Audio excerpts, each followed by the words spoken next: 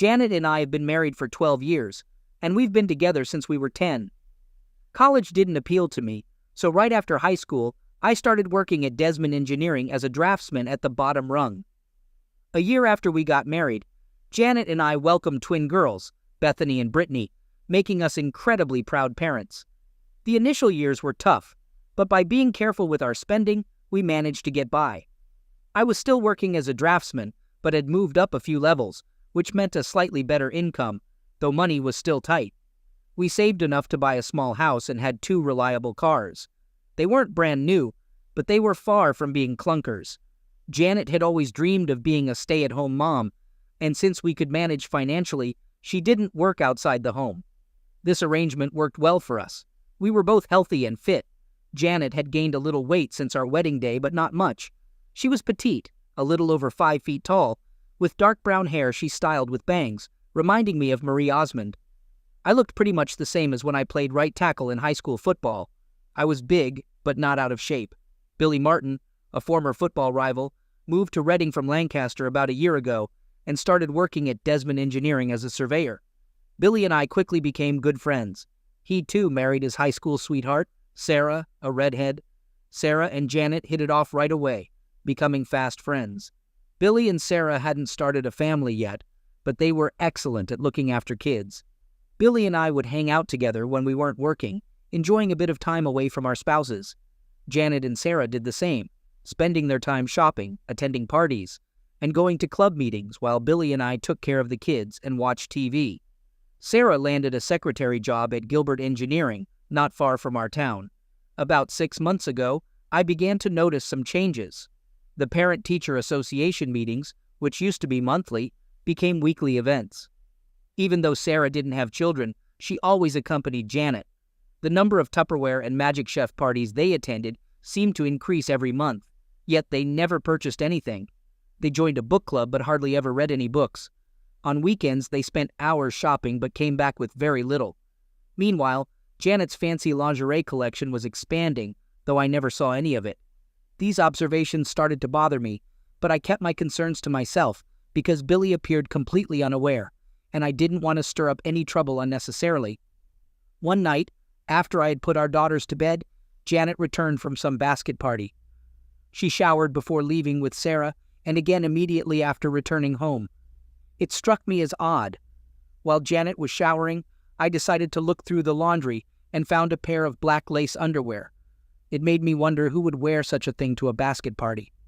Normally, I wouldn't dream of inspecting my wife's undergarments, but that evening, curiosity got the better of me, and I noticed they were damp and sticky. I pocketed them. I had never rummaged through my wife's purse or wallet before, but that night, I felt compelled to check, especially her cell phone. It seemed she hadn't expected me to look because her call history from the past week was intact. Most calls were to Sarah, but there were also many calls to and from numbers labeled KC, KH, and KW. I didn't initially know who these were, but figured that C stood for cell, H for home, and W probably for work.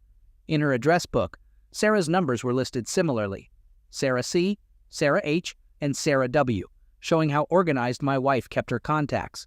Sarah's work number included an extension, and when I compared it to the KW number, it matched Sarah's, but with a different extension. It was clear then that Janet had been in touch with someone at Sarah's workplace, and that Sarah likely introduced them.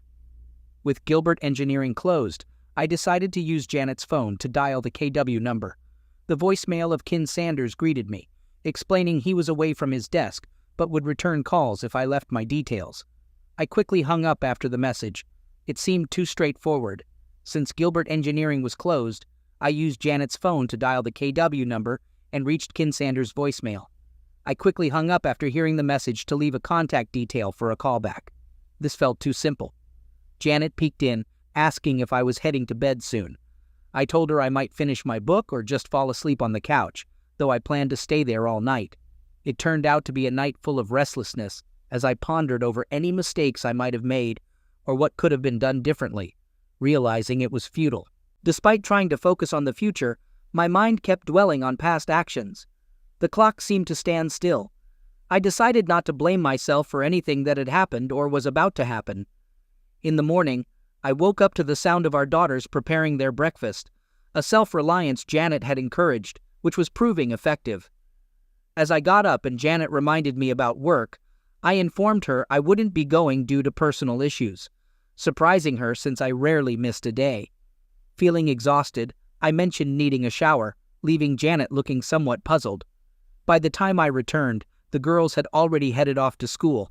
I grabbed a coffee and sat down opposite my wife at the table. She glanced up at me, seeming to expect something yet unsure what it was. I decided to confront the issue directly. I want to know about the affair you're having. I wasn't in the mood for subtlety, and I doubted she'd just come clean. Really, John? Is that why you've been so down? Do you honestly believe I'm having an affair? She asked. Yes, I do. Now, let's talk about your affair, I pressed.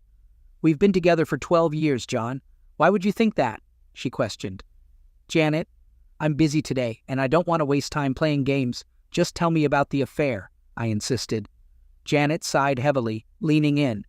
John, you're imagining things. There's no affair. I'd like to believe you, but I can't, I responded, skeptical of her denial. She leaned back, sipping her coffee confidently. What do you want to ask me, John? Why do you claim to attend PTA meetings weekly when the PTA secretary said they're only monthly, and you haven't attended any in 6 months? I asked, seeing her confidence waver. I don't know what you mean, she faltered, her assurance fading. You and Sarah claim to go to these PTA meetings every Tuesday. Why lie about that? I pushed further. After a brief pause, Janet admitted, I'm sorry, John.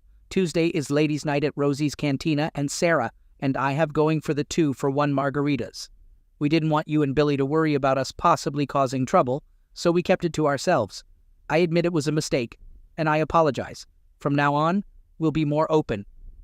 Well, Janet, I'll definitely be verifying that story. I'm sure Sarah will agree with you, but I wonder what the staff at Rosie's would say. John, you're making a bigger deal out of this than necessary. Why do you shower before and after these parties? Why the need to remove smells only when you return? She hesitated before answering. Many women there smoke, and I don't like the smell lingering on me.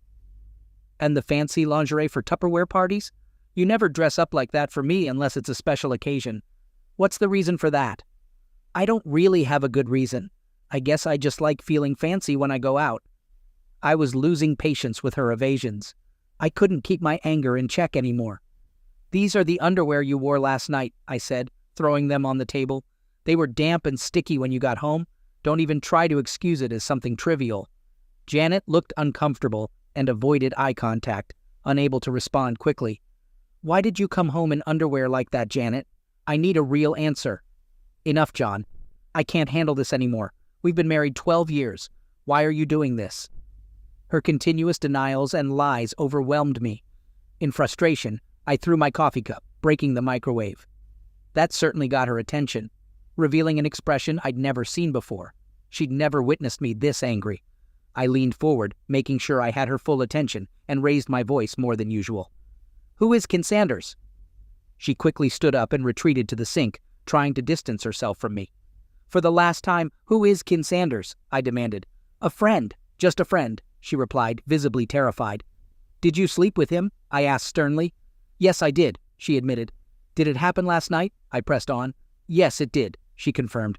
Please, John, stop. I'm sorry, just please stop, she pleaded, tears streaming down her face by the sink. I grabbed a cup, poured myself a new coffee, and was about to sit when Janet's phone rang.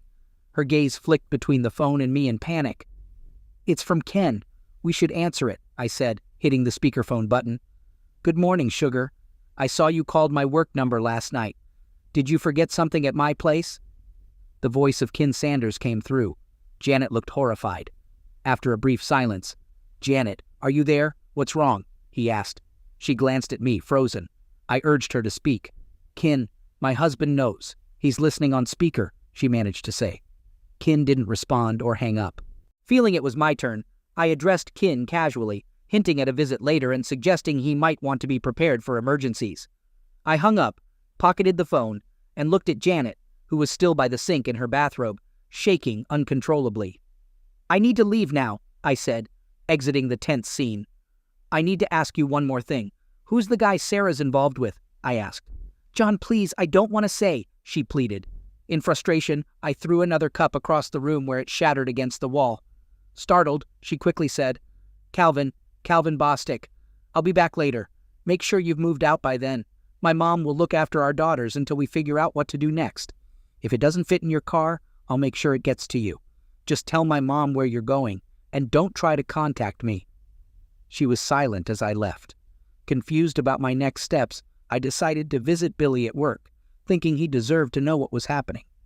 It seemed clear that Sarah and Calvin became close through work, and Ken was likely Calvin's friend who got set up with Janet. Simplistic, maybe, but it seemed to fit the situation. Billy wasn't at the office, so I called him. Billy, I've got some bad news, I started. Is anyone hurt? He asked, alarmed. Not yet, but it's a mess. Janet and Sarah have been seeing other guys instead of going to those meetings and parties, I explained. Billy was skeptical at first. I don't buy it, John. Sounds like nonsense. I suggested he ask Sarah about Calvin Bostic from her workplace, hinting she might have introduced Janet to Ken Sanders, another co-worker. I know both of them, Billy said, recognizing the names. I warned him that Janet would likely warn Sarah, and he should expect to hear excuses just like I did from Janet. Billy ended the call, and I went to HR to ask for some time off. I wasn't in the mood to work. It was quick to transfer my ongoing projects to another draftsman. Then, Janet's phone rang, showing Sarah's caller ID. Janet, what's going on? Billy just called me. He's headed to the office, and I think he heard something, Sarah said. I stayed silent. Janet, this isn't the time for jokes, she pressed. Hi, Sarah. This is John. I'm using Janet's phone since mine was out of battery. What's up? What did you say to Billy? I couldn't resist adding a bit of edge to the situation.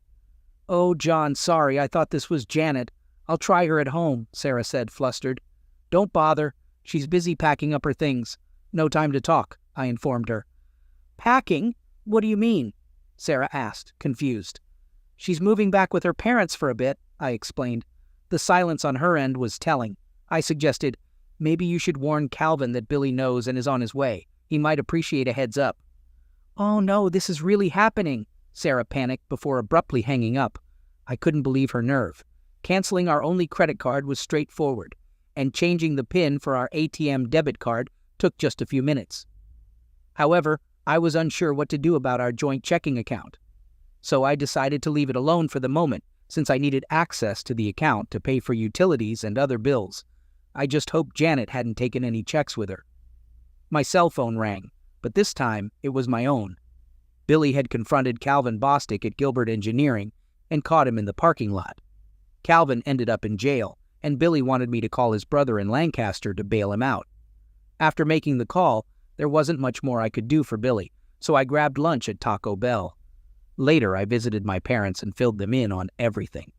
My mom agreed to help with the girls, staying at my house during the week and having the twins over on weekends. Next, I decided to pay a visit to Ken Sanders. The drafting team at Gilbert was eager to share the morning's drama. From their vantage point, they had witnessed Billy tackling Calvin before he could get to his BMW, then pinning him against a car and hitting him. Security struggled to intervene and eventually used a taser on Billy. Both Billy and Calvin ended up in the custody of the authorities, with Calvin needing medical attention. I learned where Ken Sanders' cubicle was, but it was empty. He had apparently quit that morning. Sarah's desk seemed untouched, suggesting she still worked there. Shortly after, I had Ken's home address and was on my way there. I found a small ranch-style house with a white Lexus parked outside, its trunk and doors open. As I approached, Ken came out with a load of clothes, but dropped everything and ran back inside upon seeing me. I chased after him, but tripped over the clothes, only to see him escaping out the back. I couldn't help but laugh at his panicked reaction. I decided not to worry about the checking account right then, since I needed it to pay the bills anyway. I just hoped Janet hadn't taken any checks with her. My cell phone rang, and this time it was a call for me. Billy had confronted Calvin Bostic at Gilbert Engineering and ended up getting him arrested in the parking lot. He asked me to contact Calvin's brother in Lancaster to bail him out. After making the call, there wasn't much else I could do to help Billy, so I grabbed lunch at Taco Bell. Later, I visited my parents and filled them in on everything. My mom agreed to help with the girls during this transition. She'd stay at my place during the week, and the twins would spend weekends with them. Next, I wanted to check on Kin Sanders. The drafting team at Gilbert had a clear view of the parking lot and had watched Billy's confrontation with Calvin. They told me Billy had physically subdued Calvin until security intervened with a taser. They also mentioned that Kin Sanders had quit unexpectedly that morning, and Sarah was absent from her desk, but still employed there. I managed to get Kin's home address and headed over. His house looked rented and was about to be vacated. I hoped to talk to Kin but didn't intend to chase him. Inside, I found his cell phone, passport, and personal documents on a desk, along with a laptop on the dining table. I took these items and left, avoiding any actions that could be seen as criminal, though I couldn't resist deflating one of his car tires for a bit of mischief. I stopped by the jail to see Billy, but he was busy with legal matters, so I just greeted him and left. At home, my mom was already making dinner. I brought Ken's belongings to my den, but was interrupted by my daughters returning from school. Before I could explain the situation, Bethany asked about their grandma's presence and where their mom was. I had to simplify the situation, telling them their mom and I were taking a break from each other. She's going to stay with her grandparents for a bit. Brittany broke into a grin, while Beth just sighed heavily. I knew it! I was right! Brittany was clearly proud of her prediction, and Beth looked annoyed. What's the joke here? I asked, puzzled. Brittany was eager to share. Beth and I had a bet. I guessed that Mom was being unfaithful, and Beth thought that was impossible. Looks like I won. I never specifically mentioned Mom cheating, I clarified. Dad, we're not naive. Please don't treat us like we are. It's obvious what's happening, Brittany interjected, with Beth agreeing that their mom was indeed cheating. How did you guys know? I was taken aback. Dad, you're a bit too trusting. It's kind of obvious, Brittany said, putting her arm around me in an attempt to comfort me, which felt strange coming from a 12-year-old. One time, Mom and Sarah said they were going on an adults-only shopping trip and wouldn't let us come. Later, some kids at school claimed they saw her with another man, and they even had a photo to prove it, Brittany explained. Why didn't you tell me sooner? I asked, shocked. They both just shrugged. Then, a few weeks later, Tracy Mercer's parents saw Mom, Sarah, and some men at a restaurant. They told Tracy, Brittany added. I was speechless, just in time for dinner to be called. We didn't talk about the issue during the meal, and I excused myself early. Thankfully, the twins didn't bring it up again that night, giving me a much-needed break from the topic. As I began to explore Kin's laptop, his cell phone received a text message. It read, DK's free, sorry for the mess. Love, Janet. I'm not great at texting, but this message was clear to me. It came from Sarah's phone, indicating that Sarah and Janet were together. I replied with, TJ, thanks. John, letting her know I had Kin's phone.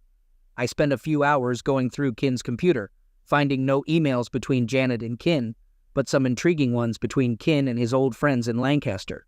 What I discovered shocked me. Despite being with Janet nearly her entire life, it felt like she had grown closer to Kin in just a year than to me in nearly 2 decades. At one point, while changing the printer cartridge, I realized I was crying, something unusual for me. Janet's betrayal had cut deep, adding insult to injury. I printed out several emails and photos, limited by the amount of special paper I had. The images were all decent, nothing inappropriate. Then, Beth peeked in and asked to call her mom. I couldn't deny her request. While my mom was with Beth and Britt as they talked to Janet, she ended up hearing the entire conversation. She wasn't trying to listen in on purpose, but the twins weren't exactly being secretive. My mom later told me that the girls were pretty straightforward with Janet, holding her responsible for all the issues. Their talk was brief, under 5 minutes. The emails revealed some juicy details. Kin had landed a job as an engineer on a renewable energy project in Spain and was supposed to start in 6 weeks. It seemed he hadn't informed his current job at Gilbert about his departure, which Sarah might have known, but no one else at the company did. He had everything sorted for his move, except now I had his passport. Getting a new one would be his best move, although he'd have to act fast to meet his start date. It was unlikely he'd report the passport stolen to the police, considering the circumstances. He hadn't booked his flight yet. One email to a friend shed light on a lot. Janet was planning to divorce me once she moved to Spain with Kin. She figured I wouldn't let her take the twins abroad, and planned to have me declared an unfit father to prevent me from having visitation or custody. Ken wrote the email, so it was his word, but I wished I had something directly from Janet. I printed several copies of this email for safekeeping. Mom dozed off while watching late-night TV, so I suggested she head to bed. The girls were already asleep. I ended up crashing on the couch, surrounded by empty beer bottles. The next morning, the aroma of fresh coffee and bacon woke me up.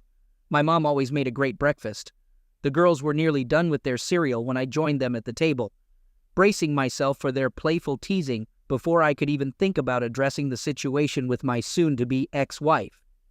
Before the girls left for the bus, I gently explained that their mom might try to push me out of their lives by labeling me as an unfit parent, aiming to keep them all to herself. I reassured them I was open to shared custody because their happiness mattered most, but I wouldn't give up my right to be a part of their lives. I didn't want them to feel torn, but it was important they knew the truth. I urged them to stay sharp and ignore any falsehoods. Dad, we're more perceptive than you think. Don't stress. We love Mom, but we won't let her harm you or us, they assured me, with Brittany grinning and Beth giving a supportive thumbs up as they departed. My mom refilled my coffee and joined me with her own, comforting me that I had everyone's support. After getting ready and dressing a bit nicer than usual, I felt strange carrying 3 cell phones, reminding myself to buy a charger for Ken's phone. I'd rather be overprepared. At the family services office, I felt awkward when called by a caseworker I recognized from high school, Jody Mitchell, once a goth girl known for her distinct style. Despite our different high school circles where goths were often isolated, Jody looked quite ordinary now, though I still remembered her for her pink hair streak, black lipstick, and heavy makeup. Goths back then were often misunderstood, leaving us guessing about their true interests. Regarding Jody, it was likely none of those wild rumors were true, but back then, we tended to believe the most sensational stories. The nameplate on her desk read, J. Mitchell, leading me to think she hadn't married. It made sense 12 years ago, but looking at her now, she seemed different. John, how can I help you? Jody's question snapped me out of my thoughts, causing me to stutter a bit. You look great, Jody, I managed to say, which made her laugh at my clumsiness. Do you mean compared to my goth days? She asked, making me feel even more awkward. Sort of, but I didn't mean it in a bad way, I tried to clarify. Jody reassured me, explaining that by mid-college, she realized she didn't need to hide behind a goth facade and had been living as her true self for nearly a decade. I apologized for sounding condescending, admitting I often say the wrong thing. Jody brushed it off, eager to get to the reason for my visit. I asked if she had any files on me, to which she quickly checked and confirmed there were none under my or Janet's name, joking that it seemed we were feeding our kids and not harming them. Confirming we had twin daughters, Bethany and Brittany, age 12, I finally explained my situation. My wife planned to leave me and take our daughters. Jody wasn't surprised, noting that such situations were common in her line of work. Does she need a real reason to accuse me of something like that? I asked, noting that usually a mom would bring some proof or documentation to support her claim. Jody confirmed there was nothing in their records against me at the moment. So, how can I be sure you're not just setting me up? Maybe she hasn't reported anything yet, but is gathering evidence like medical records or police reports, I pondered, worried that the absence of records didn't prove my innocence. It sounds like you're saying I'm trapped no matter what, I concluded. Jody reassured me that wasn't necessarily the case and asked why I thought my wife would take such actions. Reluctantly, I showed Jody an email from Ken that I'd printed out, admitting I'd taken it from a computer without permission, understanding it couldn't legally be used, but still showed some evidence of their plans. I mentioned the term conspiracy, without knowing its exact legal meaning, expressing my confusion and fear about protecting myself and my daughters without the means to hire a lawyer. Jody leaned back, contemplating, then asked if I could return the next morning, wanting to keep the email copy. I agreed and left, feeling a bit of kinship as we exchanged smiles, seeing Jody in a new light beyond her goth past. Faced with the possibility of divorce and uncertain finances, I randomly chose a lawyer from the phone book, paid upfront in cash for a complete service package, not wanting to leave anything to chance. I instructed my lawyer to handle the divorce as quickly and simply as possible, letting Janet have the house since its value had dropped below what we owed on it. My main demand was at least joint custody of our daughters, aiming for full custody if possible. I agreed to pay child support, but refused to provide alimony. While heading to lunch, Billy called needing a place to stay, and I immediately offered my support. We met at Taco Bell for lunch, where he greeted me with an unusual grin. Curious, I asked what was going on. He shared that a hospital employee had updated him about Calvin. Sarah visited Calvin at the hospital, only for Calvin's unaware wife and kids to show up, causing a scene that led to Sarah being escorted out by security. Billy also mentioned Sarah had quit her job and was likely at home, though he was unsure of her whereabouts or why Calvin's family wasn't with him. Frankly, Billy didn't care about the details anymore. Billy took a week off to sort his life out, and although my mom was staying with us, we figured we'd manage his sleeping arrangements. He planned to collect his belongings from his place, hoping to avoid Sarah. My next stop was supposed to be the insurance agent, but another call interrupted me. It was Cameron Wilcox, asking me to come over and help settle things, as Janet was distressed, and her mother's presence wasn't helping. "Who will be there?" I asked. Cameron replied it would be the three of us along with Janet's sister, Carla. Unsure of his expectations, I agreed to arrive in 20 minutes. The mood was heavy when I got there, bringing along my folder of evidence while refusing any coffee offered. "Who's going to start this?" I asked. Cameron explained that Janet felt I had overreacted, accusing me of anger and making her confess to things that weren't true just to appease me. She insisted she had done nothing wrong and that I had no grounds to kick her out.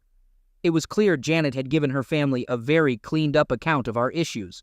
Understandably, she might not want to confess her affair to her parents, but I was frustrated she was pinning the blame on me. "What do you expect from me, Cameron? To expose her lies or confess to errors I didn't make?" I queried, looking for clarity. "Just hoping to clarify things with some facts," he responded. "What has she said about the guy she's been seeing?" Cameron recounted Janet's denial of having a boyfriend, suggesting any meetings were innocent gatherings misinterpreted by me. "In the past month, she's had over 80 calls with this friend. How often has she called you or her mother in that time?" Their gazes shifted to Janet, who wouldn't meet their eyes. "Does this sound like just a casual friend?" I challenged, pulling out Ken's phone. "Carla, can you read this text sent right after I confronted her?" I handed her the phone, which displayed a message to Ken from Janet expressing regret. Carla returned the phone without comment. "Does this seem casual to you?" There was silence. A few weeks back, Janet and Sarah claimed they were shopping at the King of Prussia Mall. The girls wanted to join, but were told it was adults only. Here are some photos from that day.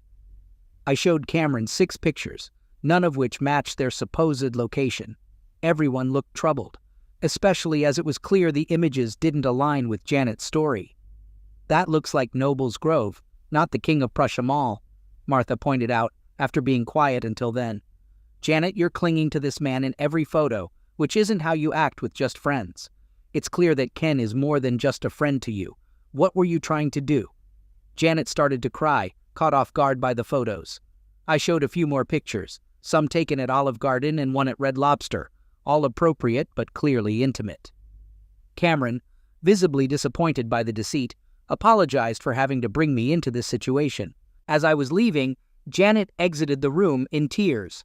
We never discussed the issue with her underwear, but it seemed unnecessary by then. Cameron apologized at the door, regretting what had happened, but assuring me it wouldn't be overlooked. When I arrived home, I found that Mom and Billy had arranged a temporary sleeping spot for him in the small room where I keep my computer. Billy had brought over a pile of his clothes from his house, noting Sarah wasn't there when he stopped by.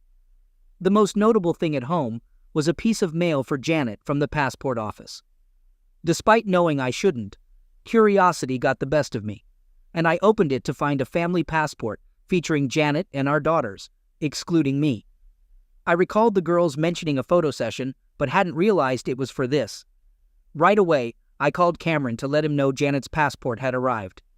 I told him to inform Janet she could get it if she sent Ken to my house for it, as I'd only handed over to him. Normally, I'd have been at work and unaware of the mail, but I happened to be home that day. Cameron mentioned they had asked Janet to move out and didn't know where she'd go, showing they were quite upset with her. He agreed to pass on the message about the passport. Dinner was lively, mainly focusing on the twins. "A lady from Family Services visited us at school today," Bethany shared with a hint of mischief. I prodded for details, learning they spoke with Jody, a caseworker who also attended our high school. The girls teased me for playing dumb about knowing Jody and shared that she spent over an hour talking about me, which they interpreted as her having a fondness for me. Our meal was interrupted by a call from Carla, wanting to meet. At McDonald's, over hot coffees, she attempted to relay Janet's side of things. She admitted up front that her explanation might be lacking, as Janet's story seemed convoluted to her. I pointed out it sounded like she was preparing to offer excuses rather than answers. Carla acknowledged my skepticism, urging me to just listen and get it over with since I had other matters to attend to. Carla started by saying Janet blamed everything on Sarah. According to her, Sarah's affair with Billy seemed thrilling and romantic, something Janet felt she had missed out on, having only known stability and love with me. When Ken Sanders joined Gilbert, Sarah got Janet to go out with them for drinks and meals.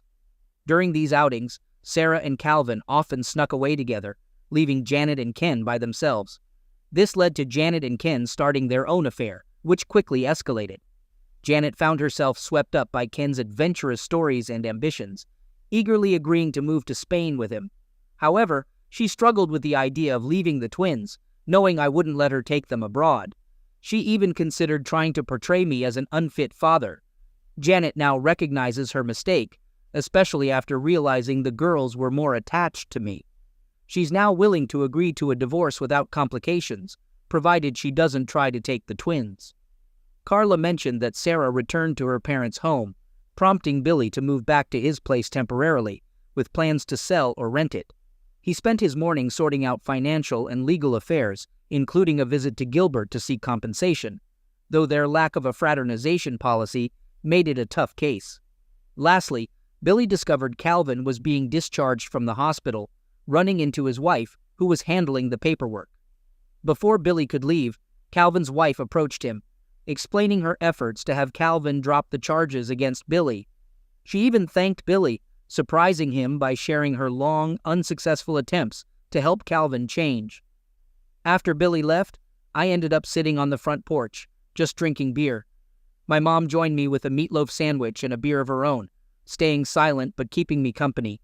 She mentioned that my dad would be coming over for dinner and staying the night. When Jody Mitchell arrived, my mom went inside. Jody sat with me but didn't take the beer I offered. After a quiet moment, she revealed she had just served Janet the papers, describing Janet as extremely upset and currently staying with her sister. Finishing my beer, I wondered aloud why I felt so terrible about everything. Jody remarked that in situations like these, there's no real win, just scenarios that are less terrible. I considered another beer, but decided against it, asking Jody if she could talk to the twins about the situation. I worried that anything I said might come across as negative towards their mom and potentially drive a wedge between us. Jody agreed to come by at 7 that evening to talk to them. As she left, she paused and looked back, sharing a smile with me, which felt like a positive sign. That night, Jody spent a good amount of time with Beth and Britt, explaining things gently. Meanwhile, Billy and I worked on clearing out his house of anything related to Sarah. After that, Jody began visiting several times a week, becoming a regular presence in our lives. Jody started spending just as much time with my mom as she did with my daughters, and I noticed she was avoiding me a bit. I was okay with it, but curious. One evening, after putting the girls to bed, she came to sit by me. Before I could say anything, she asked if I had any wine. I awkwardly replied that I only had wines with screw tops, not corks, which she found amusing. She asked for a red wine, and though it was more of a jug than a bottle, she didn't mind. As we drank, I finally brought up her visits, wondering how much longer she'd need to see the twins. She clarified that she wasn't really here for the twins, but to see me, which confused me since she barely spoke to me during her visits. I thought she was keeping her distance on purpose. She laughed off my concern about fraternization policies, then playfully suggested I should ask to see her tattoos.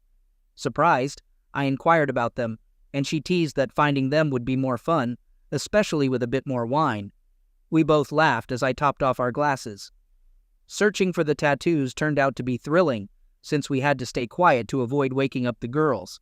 The fourth tattoo was hidden in a very intimate spot, which I took my time appreciating until she decided it was enough and gently pushed me away. She left early before the twins woke up, but I couldn't shake the feeling they somehow knew what went on. I instructed the lawyer I found in the phone book to finalize the divorce papers and send them to Janet. She would have to accept my terms or handle things on her own. She was living with Carla when the papers were delivered, but I didn't hear anything back, not even a phone call. Weeks went by without any word. My dad's health was declining, causing my mom to spend more time with him than at my house. With school ending, the twins stayed with her over the summer, which ended with my dad moving into an assisted living facility. Billy and I helped my mom prepare our family home for sale, and then she moved back in with me. Throughout the summer, Jody kept visiting the girls at my mom's and started spending several nights a week at my place. The girls enjoyed outings and meals with her, and I was pleased they were receiving so much attention. I was no longer feeling envious. It was clear they understood what was happening between Jody and me. Janet barely called the twins, once a week at most, with the calls sounding forced and brief, often not even mentioned to me by the twins. Billy finalized his divorce from Sarah, but I was unclear about the status of my own divorce. Billy was looking to start a surveying business and wanted me as a partner, but I was short on funds until my mom stepped in to help. After realizing Medicare would eventually cover my dad's expenses, my mom suggested using their savings to invest in the new business Billy and I were starting. She saw it as not just helping out, but also investing in our future. Within 3 months, Billy and I got our surveying business off the ground, where my drafting skills proved useful for creating plot drawings. When school resumed, Janet unexpectedly met with the twins, instead of them seeing Jody at the guidance office, which disappointed them. Despite trying to remain polite, their meeting with Janet was strained. She expressed her love and regret over how things turned out, mentioning her plans to visit Spain and promising postcards, yearly birthday calls, and Christmas gifts. The girls were upset when she left. Janet didn't inform me about her departure, but her parents visited the following week to apologize for her actions without making excuses. They expressed a desire to stay in the twins' lives, which I was open to. Carla, caught between her sister and her parents, felt too ashamed to face me. My divorce was finalized 2 months later. To celebrate, Jody and I enjoyed a rare dinner out at Red Lobster, leaving the twins at home. They seemed okay with it, perhaps even happy for us. We ended up staying overnight at the local Holiday Inn. When I returned home at 10 in the morning, the twins were visibly excited. They didn't say much, but spent the entire day with huge smiles. A year into running our business successfully, my father passed away.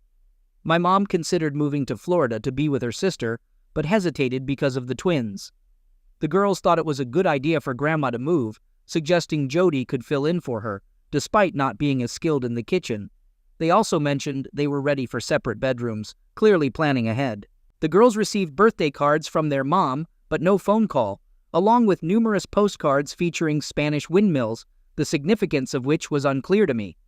For Christmas, they got beautiful embroidered dresses that were too small, thanks to a growth spurt, but they didn't seem to mind. Gilbert Engineering turned into our largest client. Billy found some comfort knowing Calvin had shifted careers to teach electronics at a local vocational school, a step down from his previous role. He was single again, while Sarah had remarried and moved to California. Ken Sanders didn't stay long at his new job abroad and was back in the States, though his current whereabouts were unclear. Billy even reached out to his high school alumni network to try to track him down. My best friend thought I was too lenient with Ken. Interestingly, the twins continued to receive postcards featuring windmills, but the messages were always vague with no real updates. Cameron mentioned Janet had called a few times, now working at a travel agency in Barcelona, but she didn't bring up Ken or explain what had happened between them. Jody and I eloped to Maryland for a low-key wedding.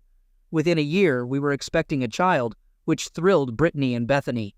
They joked about having a little goth sister, a private laugh they shared with Jody but kept from me